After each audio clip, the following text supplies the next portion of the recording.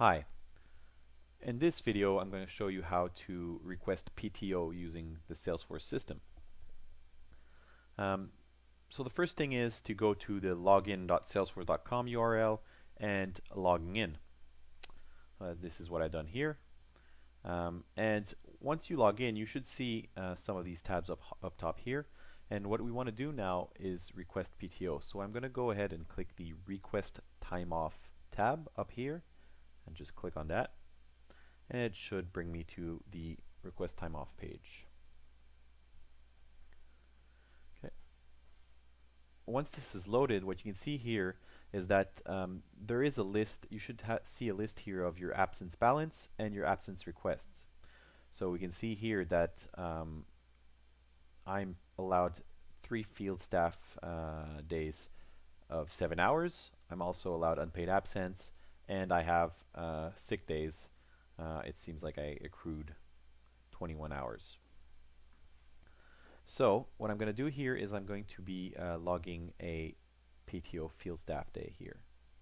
And I select PTO, and then let's say I want to take Friday off this week, so I'll select the 11th here. And let's say I want also Monday, so I'll select the 14th.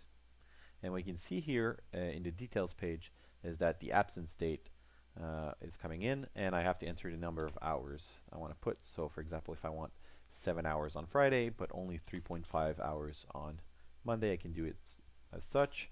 And you can put notes if you want to, so I can say that I'm going fishing this weekend, for example, and I would just hit the request absence button here. Now it seems like the error says that I don't have an available balance.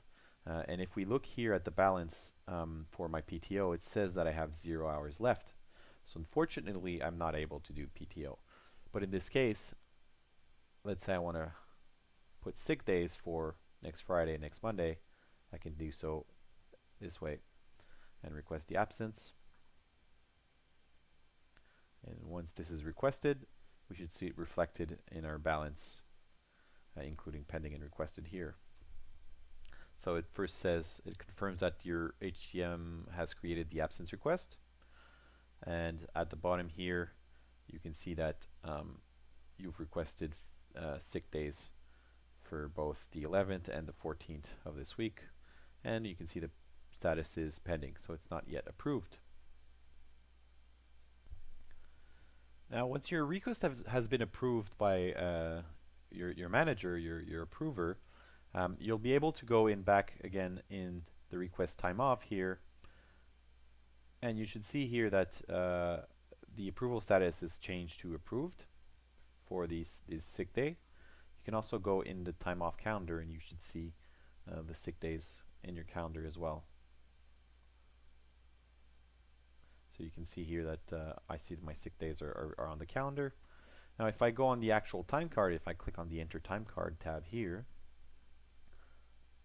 you'll also notice that for Friday, we have a global PTO project that was created for 7 hours for you, and it was created with exactly 7 hours, but you cannot edit it. So you can't change it, you can't recall it. It's just there to capture time that you took time off for that day.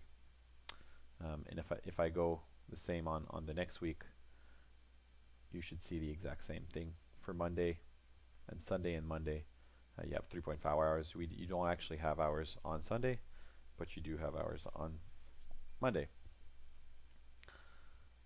So if we recap the main steps of requesting PTO, so first of all, we logged in, we accessed the request time off tab, we selected the absence type that we wanted, we would select the dates, we would enter in the number of hours we want to take off, we would submit for approval, and it would be approved, and you would receive an approval email, and finally you would see it reflected on your timesheet. So that concludes scenario number 4.